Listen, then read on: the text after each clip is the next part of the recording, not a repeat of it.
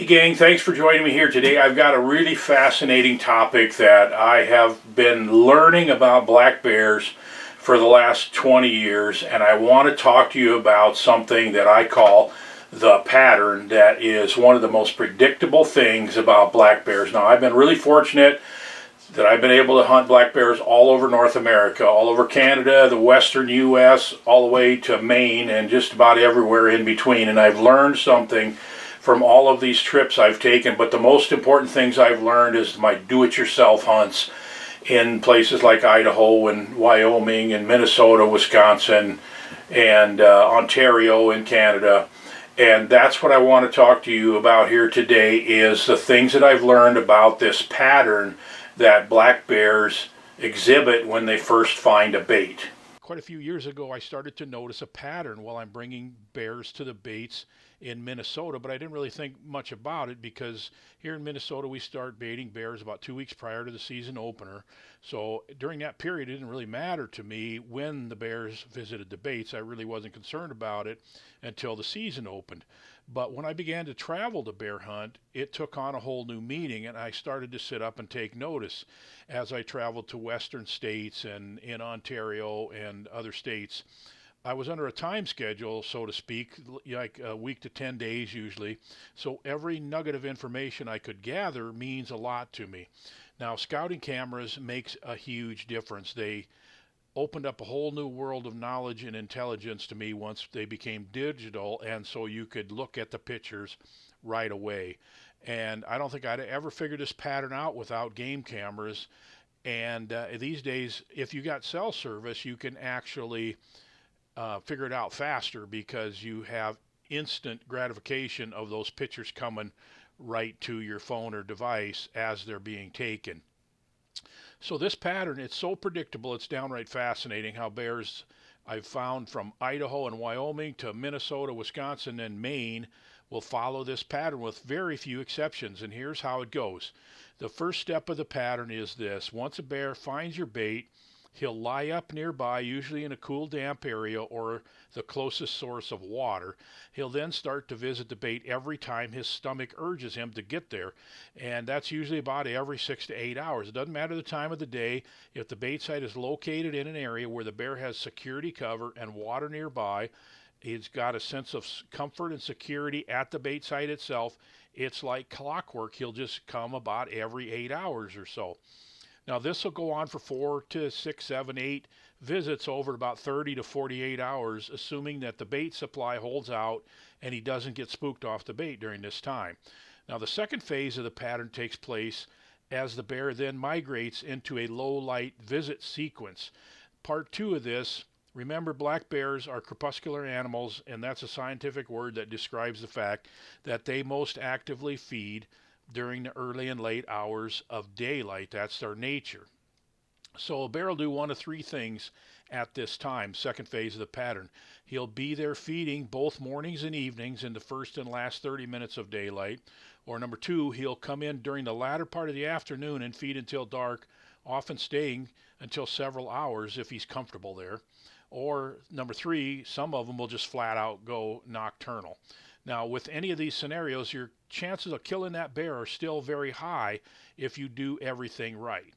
Hunting mornings can have some merit if there are multiple bears coming and going at a bait site, but it's usually counterproductive for targeting an individual bear. I mean, I could do a whole video on that topic alone, the difference between multiple bears and targeting an individual. But for the purpose of hunting this one bear that we're targeting here, say we're on a road trip in a different state, let's condense this. So if you spook that bear off the bait in the early time period, let's say you get in there to hunt the morning and you spook the bear off the bait just before daylight, he's probably going to be there. Your chances of shooting him just went way down. Okay, it's really too risky to try to kill these bears in the morning. You can kill them in the evening, just hold on and be patient until the right time and then make your move. So these bears that settle into an afternoon and evening pattern, they're the most killable. But the bears that went nocturnal on you are not lost at all either. I found that if my bait site location offers them everything they need, most importantly a feeling of safety and security and a high comfort level, even these nocturnal bears will work themselves into a daylight pattern. Just be consistent in your visits, keep quality food there, and wait them out. I can think of a dozen or more times when I had a bear that wouldn't come to the bait until well after dark that gradually migrated into a legal shooting light pattern over 3 to 6 days because the bait was right on location and I didn't screw it up by changing lures or baits or my baiting and visiting pattern. Consistently breeds comfort in the bears, and I'll never ever underestimate the value of a bear's ability to have a level of comfort and safety at the site, and your consistency is a big part of that. So to sum this up, there are 3 windows of opportunity that increase your odds of turning that bear into a bear rug. The first one is right when you discover that he's hitting the bait. He'll be back every 6 to 8 hours, as I said, so get in a stand. As soon as you check the camera and you see that he's been there, hang a stand and hunt. I call it hang and hunt. You're farther ahead, of course, if you already have a stand up. But if you got a lot of baits out and you don't know which ones you're going to hunt, maybe you don't want to put a stand on every single bait. That's up to you.